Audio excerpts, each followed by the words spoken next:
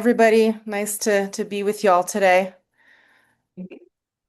Uh, as I guess as we get started and wait for people to trickle in, I'd love to hear in the chat if you could share what type of business it is that you are running, and if you feel comfortable, what's eating up your time the most right now.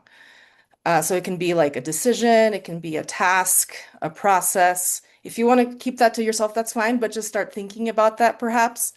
And for now, just if you could share what it is that you do. Aviation SaaS. That's exciting. Ooh, wow. Technical writer by day and romance writer by night. That's fun. That's really exciting. Medical equipment repairs, challenges decision overload and implementing processes. Okay, great. So hopefully you'll leave this presentation today with some tips, trips, and frameworks to help make these decisions a little bit more manageable and these processes easier to implement. Yeah, so if you're just trickling in right now, I think we probably covered everyone for now. But for now, I just want to really thank you for taking your time for joining us today. I know you have a lot on your plate. This is why you're joining this call today, and so I really appreciate and respect your time. I really, really want to thank the SBDC, the Cal Poly SBDC, and Nikki for all her support and for providing such an essential service to our business community. I am going to share a workbook in the template so we can make this a true workshop. And it's a Google Docs worksheet. So I'm going to ask you to make a copy of this. So the way that you can do this is go to File on the upper left-hand corner and make a copy. And then we can use this as a template for you to start applying some of the things that we'll be learning today to your business. If you have a hard time with this, that's fine. You can just use I just pasted the worksheet in right now. If you're having a hard time opening it up, if you don't use Google Docs, that's totally fine. It's pretty straightforward. You can just open a doc on your computer or just sketch it out on a piece of paper. There's going to be like a little section for a calendar block, so you can just use your own calendar for that. So yeah, it's flexible. If none of this works out for you, we're going to be sharing this at the end of the presentation, so you can do it afterwards as well. So yes, let me know. I don't know if Jean Mathieu it was able to open it or not, but if not, please let me know if this is still a problem. I'm seeing folks from an electrical design and construction having a hard time implementing new technologies, and business is taking up a lot of time recently. So yes, hopefully we'll be able to share some helpful tips for that. Basically today, I'm going to talk about how like tools, tricks, tips, frameworks that you can implement in your day-to-day to make your operations less chaotic, to run your business more smoothly. We have folks from all sorts of businesses here today, so I am going to implement some very general ways of thinking about things. But again, even if you know some of these things, it's always worth a reminder because I myself have a confession to make that in the process of creating this presentation, I failed to like follow my own advice several times. You know how it goes, like you're doing something online, you're typing, you're doing some research, you go into go do some research, and next thing you know, you're 20 minutes into some weird wormhole that you didn't expect to be at. Even tools that are helpful for you will have things like upsells or new features that you're like, oh, what's this? And next thing you know, time suck, you don't know what happened to the time, and it's very natural and it happens. And if there's one thing that I'd like you to take away from this presentation today is to have grace on yourself. This is a very difficult environment for attention, It is not conducive for us to, sit and be able to execute on the things that we really want to execute because it is the attention economy. Everything, especially online, is vying for your eyeballs. And, being able to have the discipline and have the focus that you need to maintain in order to run your business is very, very difficult. So, again, if you are familiar with some of these things, I think that, these are practices, right? So being kind of reminding yourself to come back whenever you see that you're drifting, just kind of come back to, what it is that you're trying to do and gently reframe and reorient yourself. So a little bit about me. My name is Aline. It rhymes with panini. And I consider myself an operations steward that likes to build systems that work for the organization that I am helping. So essentially, I like to translate complexity into actionable structure.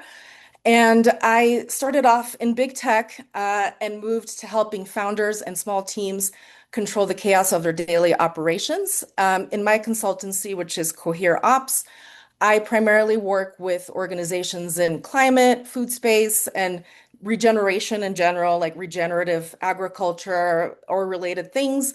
But ultimately, what I want to convey is that what I really want to do is operate in a way that reduces cognitive overload, reduces decision fatigue, and empowers people to do their best work. I believe that the conditions for sustainable work are created through process, and operation is where process lives. So it's like the ideal place to implement a lot of these frameworks to make our lives a little bit easier. So today I'm going to present a four-move map, four things that you can do to help make decisions, prioritize, and make sure that they are acted upon. The first one is deciding. So I'm going to ask you today to perform some ruthless prioritization exercise. So for this week, the remaining days of this week or for next week, choose three priorities. One that is truly the number one priority, and two that are time dependent. The second block, I'm going to teach you ways to be able to guard your focus and create boundaries around your time. For the third one, how we reduce decision fatigue, frameworks that we can implement to make sure that we are dedicating the right amount of time to the right decision. And the fourth one is how do we delegate? What types of tasks can we delegate, either to a person, a tool, or an automation? So before I became an operations practitioner, I was a linguist, and I believe that word origins and their usage are a great indicator of how a society operates and what it values. So I thought it was very interesting while I was doing the research for this presentation to learn that priority was only used in the singular for 500 years. So it was literally grammatically impossible to have more than one priority. However, we live nowadays, and that is pretty much impossible for any of us to be able to achieve. But for at least this week or for next week, whatever time frame that you would like to choose, I would like for us to try to narrow down to three priorities tops. So one that is kind of like your overarching guiding priority, and two that are time sensitive and that have to happen, else everything falls apart. And a priority, it can be a theme. So, for example, my priority for this week was to prepare for this presentation, right? So, within that priority, there are multiple tasks that I can break it down to. It's, creating the outline, creating the deck, practicing the deck, creating the handout, so on and so forth. So, it can be just a broader thing. And I'm going to give you about 5 minutes in the worksheet to complete. Let me know if you have any questions or any problems in the chat. And I'll give you a 1 minute warning when we're getting close to time up.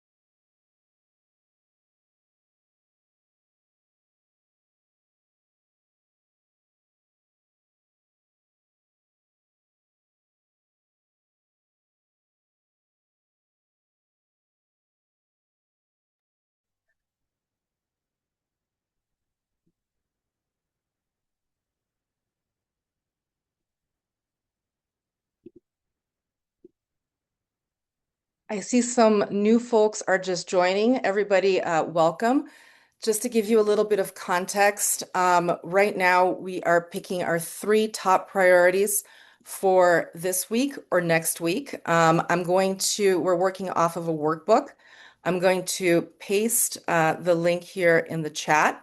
If you can just make a copy of it so you can start working on it, it's just going to be the first block. We are about another couple minutes in to complete that. So just, give it a go.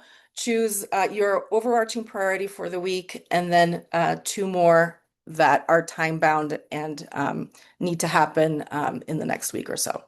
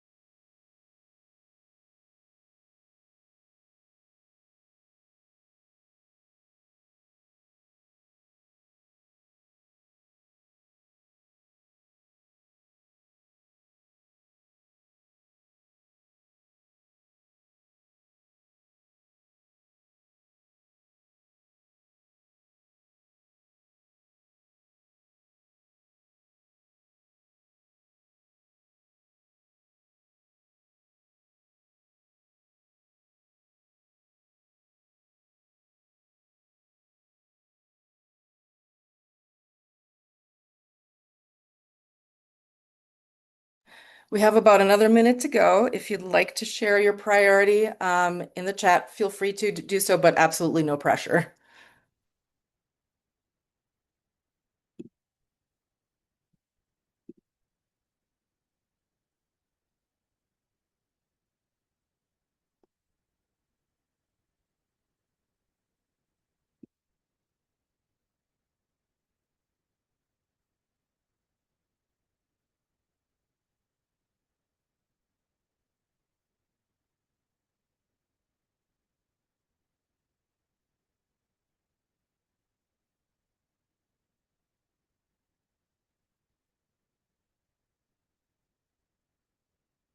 All right.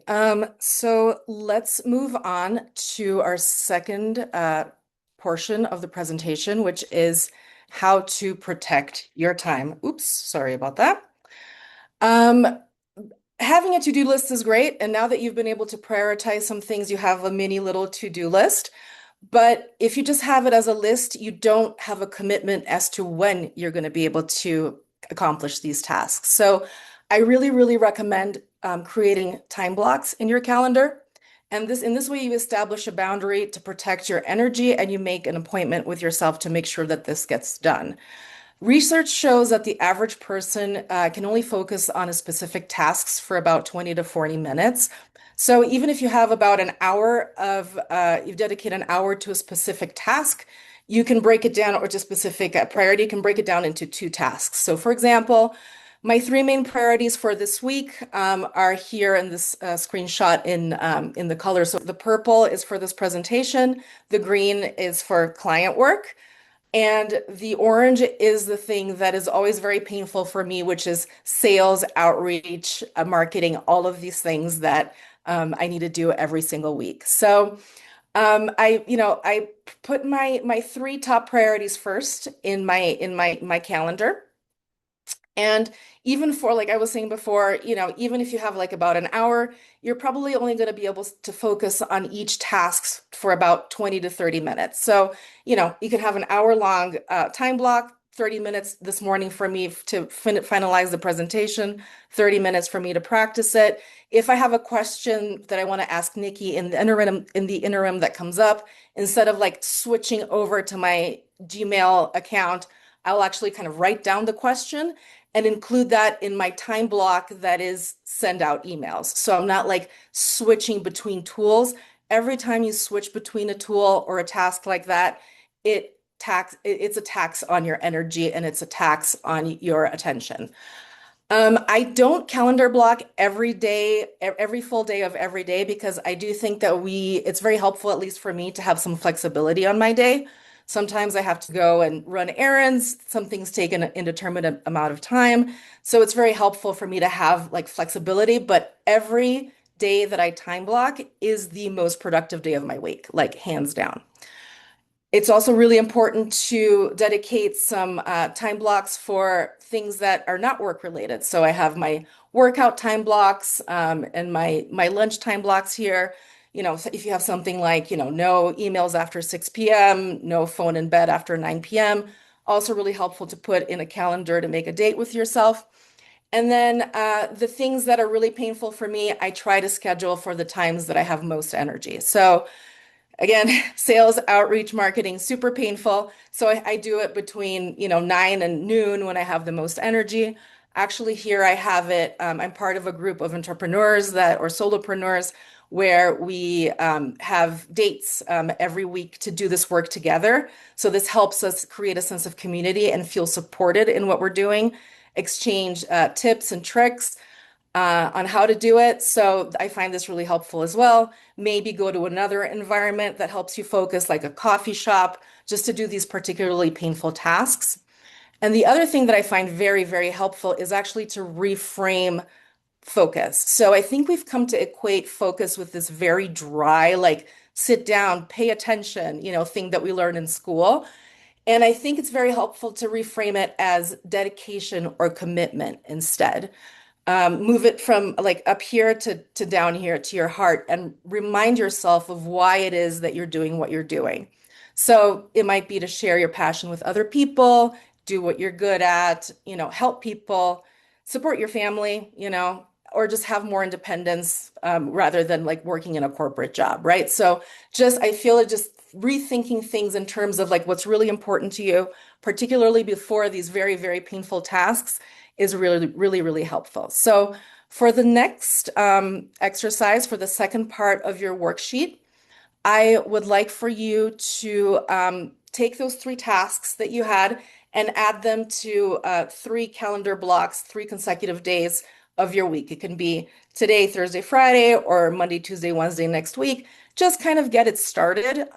You don't have to fill out the whole thing, just to kind of see how it feels, relative to what it is that you have going on in your day.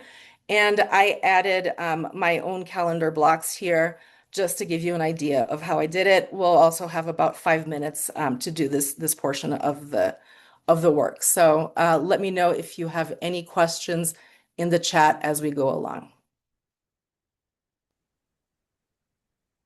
I see a question from Andrew. So Andrew, I think if I don't know if you were able to get the the handout that was pasted on the Q and on the chat.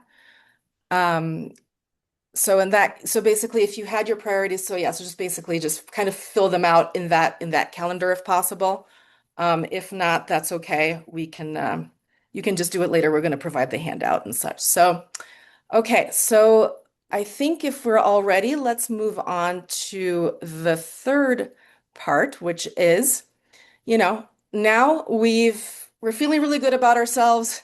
We have some sense of agency over our week. We've picked our priorities, we've blocked our calendars, and it's obviously time for some curveballs. So Jeff Bezos coined this regret minimization framework. Even though he's not my main role model in life, he has made a lot of good business decisions that seem to be working for him. So, we take our inspiration where we can get it. And basically, it places decisions into these two axes. So, one of them is how risky is this decision? What are the stakes? What are the stakes if I get this decision wrong? So you have a low stakes and a high stakes axis, and then you have how reversible is this decision? Is this something that I'm able to undo in case I get it wrong or not? So every time that you get a curveball in your day-to-day life, I think our main sort of instinct is to put them on the top right, right? This is irreversible, this is high stakes. Everything that kind of throws us off our game becomes this very kind of scary thing that raises our blood pressure and we don't know how to deal with. So I would say I'm going to go with like two examples right now, right? So one of them, let's say you're running a bakery. and you have your priorities, you're doing good. You, during the calendar block that you have to check your email, you see that two things come in, right? One of them is that a regional distributor or grocery chain reaches out to you and wants 500 units committed in 3 weeks, right? So you start kind of spiraling. You're like, oh my God, we don't have the capacity to do this right now. We have to redo our whole production line to meet this demand. And so, you get really stressed and start sort of spiraling in different potential scenarios that you can go down. The other one that comes in is a bad Google review. So you are like, oh my God, this is going to really affect the reputation of my business. And then you just kind of don't know which one to prioritize at this moment. I would argue that only one of these is truly high stakes and irreversible. If anybody's willing to share on the chat which one they think that is, just let me know. Between having this big order coming in from a distributor and having a poor Google review on your company, which one do you think is the truly irreversible high stakes decision?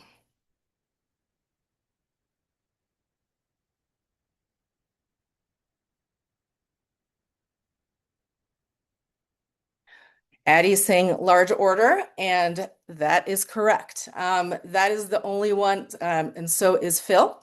That is the only one that is truly irreversible and high stakes. So, what do we do when that comes in? That's the only one that I think really requires a lot of time for deliberation. So that's something that we want to sleep on and see if we can come up with an alternative response to this query. So we can say, sleep on it, and the next day we're like, okay, we can't do 500, but I can suggest 50 unit pilot, right? We can come back to the distributor, say, hey, we can't fulfill this order right now, but we can do 50 units. Let's see how they move, and then, reiterate from there. I understand that a lot of these frameworks are built for software. So software scales, and you can iterate software at a different pace and scale than you can do for physical products.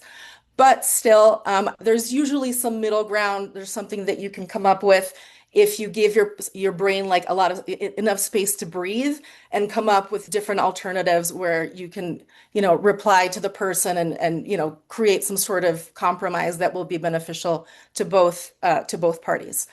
And, the Google Maps review, obviously, it's painful. It feels bad, but it's not irreversible. You can, just kind of at the time that you've blocked to reply to emails, you can come back and say, hey, I'm sorry, whatever response that you think is appropriate. Maybe you already have a template for it. This is something we're going to talk about in the next segment. And, in this way, you're able to kind of just make this decision quickly and move on. But to make any of these decisions, you really need to have a full tank. And a full tank is really, really necessary because every time you make any decision, no matter how trivial it is, it's going to deplete your attention and your decision-making tank. We need time in our day to make connections between things, right? You need time to make these like sort of lateral thinking to kind of let ideas and thoughts and information percolate in your brain. So what I really, really suggest is trying to the best of your ability, and I know this is a work in practice for me all the time, is to really try to single task whatever it is you're doing. And I mean this specifically for things that you're doing physically in the real world. So let's say doing the dishes or walking your dog. I know that the tendency is wanting to, put on a podcast and listen to it at 2 times the speed because you need to catch up with all the AI tools that are out there. But I argue that this is actually counterproductive in a lot of ways. And the best thing to do is probably to just focus on the thing that you were doing. I mean, I think my experience, and I believe for many people here, probably 80% of my best decisions come when I'm in the shower. My aha moments come when I'm in the shower, when I'm not distracted, when I'm focusing or just doing a specific thing with no other distractions. And this also applies to things like scrolling, right? When something happens, when a high stakes decision comes to you, something like the curveball that completely throws you off your day, the first thing that you want to do is reach for comfort. And a lot of times in our day and age, this comfort is scrolling, going on TikTok or going on Instagram or what have you, just to get a little bit, it feels like you're anchoring on something. It feels like you're resting, but you're having the opposite effect. So I'd really recommend, and I try to do this as much as I can as well, use those 60 seconds to look out the window. It does wonders for your vision. Go pet your dog, go water your plants, go do something physical in the real world that just kind of creates this barrier that allows you to just have time to sort of percolate in your own thoughts and that will definitely help you make better decisions. So for the third exercise, I would like us to go on the spreadsheet on the worksheet again and think of a decision that you are struggling with right now. Might be something that you thought about or shared at the beginning of the presentation, and try to place it in one of these quadrants. See if it's really irreversible or high stakes, and then think through whether there's something that you could do to de-escalate the stakes of this decision. Is this something that you can, transform into a pilot or make a little bit more flexible? And so for this one, I'm going to give us a little bit more time. I think maybe we can do about 7 minutes, so we have a little bit of time for Q&A at the end. And I will start the timer and we'll let you know when we're about a minute in. All right. So the next step here is to hand things off and delegate them. If you recognize that you're becoming the bottleneck in certain processes and tasks, it's time to take things off of your plate. And what is a good thing to hand off, right? A good thing to hand off is you have to answer yes to these three questions. Is it recurring? Is it rule-based? Or, are the steps for it very clear?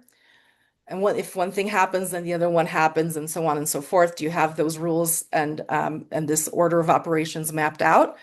And are there clear owners for each one of these steps? And so these owners can be a person, it can be a tool, it can be, an automation, so on and so forth. So bad example of something to hand off is obviously the decision to fulfill this 500 unit order or not, because this is something that's going to require, some nuance, some back and forth, some negotiation, things that are just kind of not necessarily pro forma or a rote task.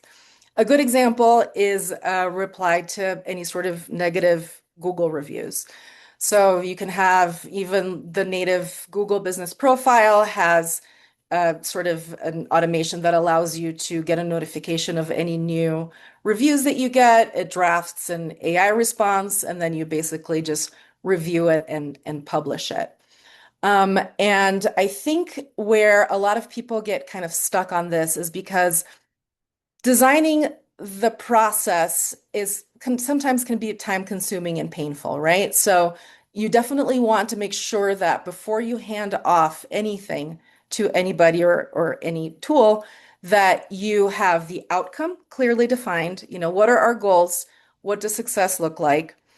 The steps and the owners for each step, that the person that's going to be responsible for each of these steps in order to accomplish this goal. And then what are the tools and timelines that you're going to be expecting this task to be completed. And I think a lot of the times, if you don't implement these things, you just kind of move the mess somewhere else. And I'm seeing this a lot specifically around like AI implementation and agent creation. People play around with these things and then they don't understand kind of like what exactly were the steps and how to replicate them and how to communicate them. And this is a whole new frontier, actually, I think, in operations that a lot of people are working on and trying to come up with better processes for.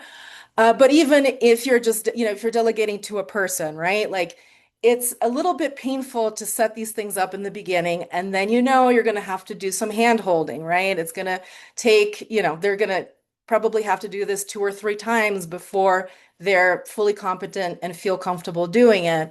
So I think a lot of the times just this annoyance and this time suck makes us feel like it's just easier for us to do this ourselves.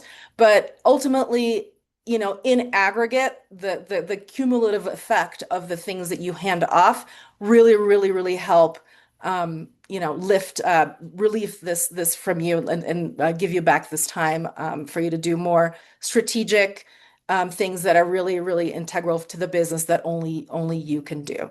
And I'm going to give a little plug in to the SBDC here. We have all sorts of consultants that can help you design these processes, be it bookkeeping services or your marketing funnel or, what have you. So there's help for this process that can be a little bit painful, but is definitely worth thinking through in a very sort of, step and discrete way so it becomes intelligible to the person or the tool that you're trying to hand this off to. So for our next exercise, I would like for us to think through um, any task or that you would like to hand off, be it to a tool, an automation, or a person.